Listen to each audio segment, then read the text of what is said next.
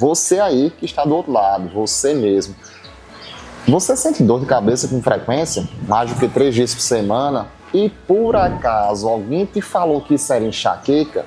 Então, fica aqui comigo nesse vídeo que eu vou te explicar a respeito do diagnóstico desta condição, que é a enxaqueca, que não é um sintoma, mas sim uma doença. Então, vamos lá acompanhando esse vídeo que eu tenho muito a te dizer.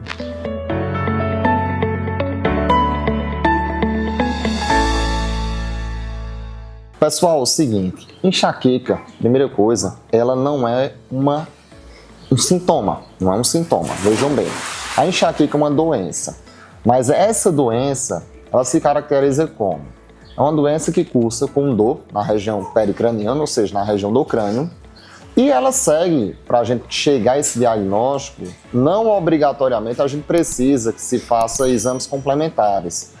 Nós, neurologistas que cuidamos da parte do estudo das dores de cabeça, que se chama cefaliatria, temos um nosso guia de roteiro para chegar o diagnóstico dessa condição, que é o quê? Os protocolos de diagnóstico, que é o que a gente chama a classificação internacional das cefaleias. Existe um grupo de estudos de neurologistas que se dedicam a estudar as dores de cabeça, que elaboraram critérios desde a década de 80 e foram sendo revisados até a sua última edição, que aconteceu em 2023.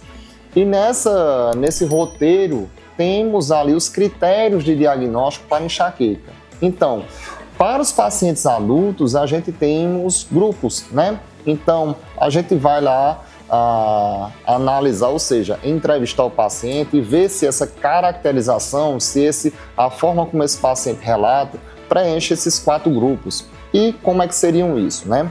A primeira parte é que a enxaqueca ela é uma doença, como eu falei, cursa com dor. Então a dor, caracteristicamente, ela precisa ser unilateral na região do hemicrânio, que a gente chama. O hemicrânio se diz, quando a gente vai pegar a região supraorbitária e toda a lateral do crânio, tem que ter essa característica.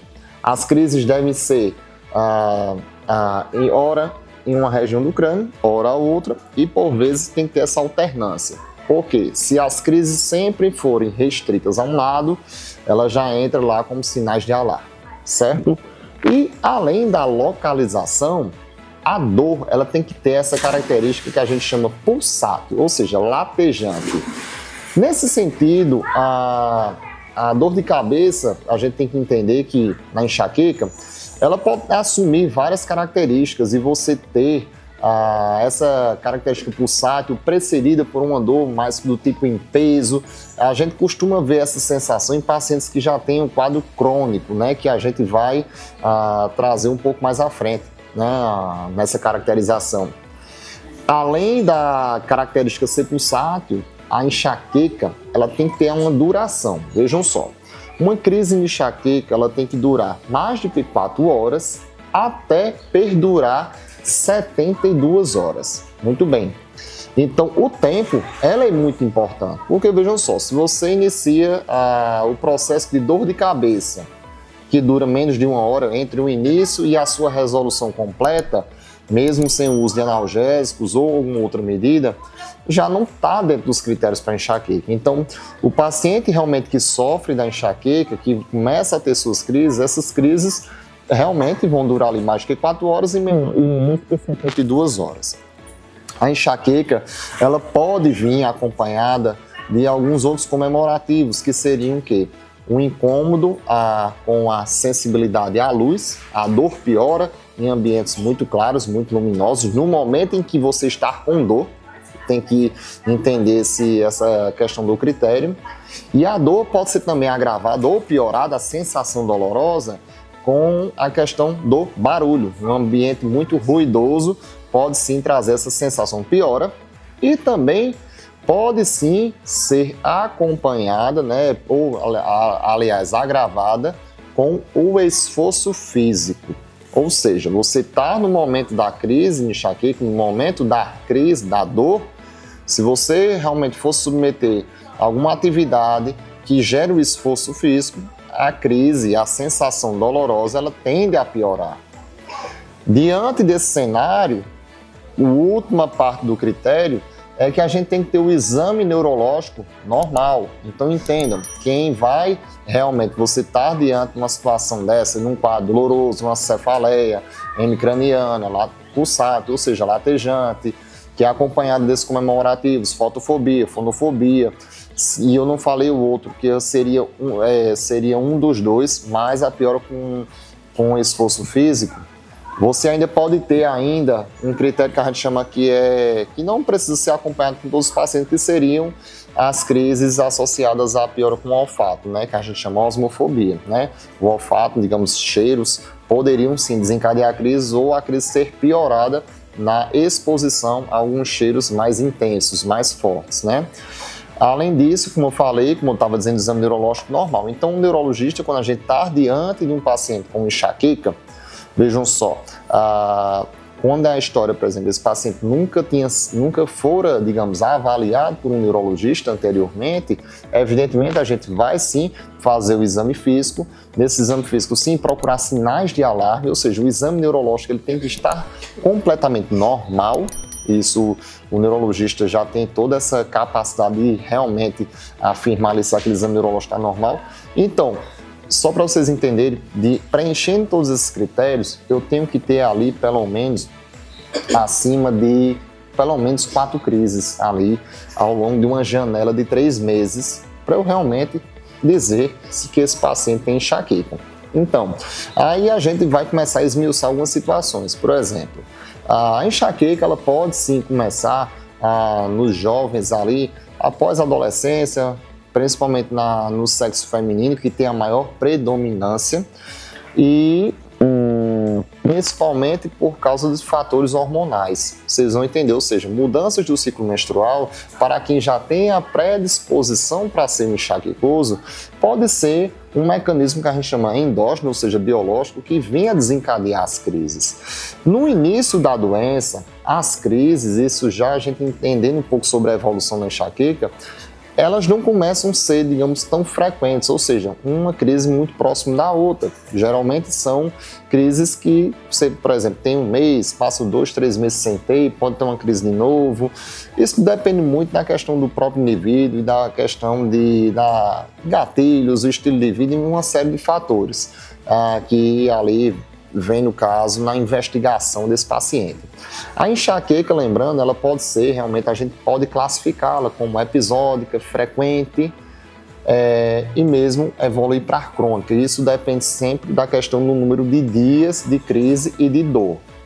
Nesse sentido, vejam só, quando a gente pega um paciente para esse grupo que eu falei, da enxaqueca, a gente tem outra situação, que é uma coisa também relativamente que a gente encontra muito no consultório, que é uma manifestação que a gente chama sensitiva, que seriam a questão da aura. A aura quer dizer, no que diz respeito a fenômenos sensitivos, que podem ser fenômenos visuais ou fenômenos sensitivos no corpo inteiro mesmo, e o paciente ele pode sim manifestar no início de uma crise de enxaqueca, até mesmo antes do processo doloroso, ou seja, antes mesmo de iniciar o quadro doloroso, muitos pacientes podem referir ali que perdeu a visão ficou turva, ou mesmo sensação de dormência no corpo inteiro, ou começar a ver flashes luminosos no seu campo visual, ou começar a ter sensações estranhas, como a sensação o corpo, a sensação corpórea está muito maior ou muito menor. E muitas vezes essas crises, essa parte da aura, ela tem que durar mais de 10 minutos e ser menor que uma hora. E claro, e em seguida, você, além da aura, você tem que ter todos aqueles critérios que eu vinha dizendo, você tem que ter eles acompanhados. Então vejam só, a enxaqueca, ela precisa preencher os critérios, a gente tem que ter esse padrão evolutivo. Para enxaqueca com aura, você não precisa ter esse número frequente ali de 4, 5 crises dentro da janela de 3 meses. Na enxaqueca com aura, esse tempo das crises com aura ele termina sendo um pouco maior, certo? Então, nesse contexto, a gente tem, eu estou falando basicamente das duas entidades ali, que são as mais frequentes que a gente vai ver na prática clínica, que é a enxaqueca com aura e a enxaqueca sem aura. Mas vejam só, a gente tem outras subdivisões da enxaqueca, que seriam casos menos frequentes, menos visto realmente na prática clínica. Por exemplo, a enxaqueca com aura, que a gente chama do tronco encefálico, ou seja, uma região do cérebro que cursa com sintomas específicos. A enxaqueca, por exemplo, hemiplégica familiar, ou seja, que tem associado a uma questão genética, geralmente famílias que têm a crise de enxaqueca cursando com fenômenos, ou seja, de fraqueza muscular, que nesses pacientes ele é muito confundido com AVC, que esses pacientes têm dor de cabeça e que geralmente estão evoluindo com AVC. Então vejam só, eu estou trazendo a parte mais comum, a parte mais frequente, não quer dizer que não existam essas outras condições, mas vejam só, para o diagnóstico são os critérios clínicos, exame físico, basicamente o exame neurológico completamente normal. Preenchendo os critérios, você estabelece o diagnóstico. Veja só, mas por vezes, se o médico neurologista convive, veja só que no começo eu citei o quê? Se a dor é restrita a um lado só, ali o que a gente chama um sinal de alarme. Por exemplo, dor de cabeça que ela acontece e você realmente fica com o membro fraco, ou seja, o membro ficou fraco, ou você tem dor de cabeça, cursou com febre, algum outro sintoma que não vem acompanhado desse que eu falei, são sintomas de alarme. E nesses sintomas de alarme, vejam só, aí realmente a gente necessita da investigação complementar. Nessa investigação complementar, realmente aí a gente vai se dedicar em outro vídeo, que isso daqui vai ser uma série só, salvo engano. A gente está fazendo essa série de vídeos no que diz respeito à enxaqueca, para poder realmente ali a gente estabelecer o diagnóstico, estabelecer como é que seria essa condução do caso e como é que seria esse plano terapêutico. Então a gente vai ter essa série de vídeos que fique muito bem aí entendido para vocês, para a gente realmente fazer essa coisa de maneira bem didática, para que você aí do outro lado entenda, tire suas dúvidas, se você se enquadra, se encaixa com tudo isso aqui que eu falei. O primeiro recado que eu disse, esse vídeo aqui ele não é uma consulta, ele não é, a gente não está no consultório.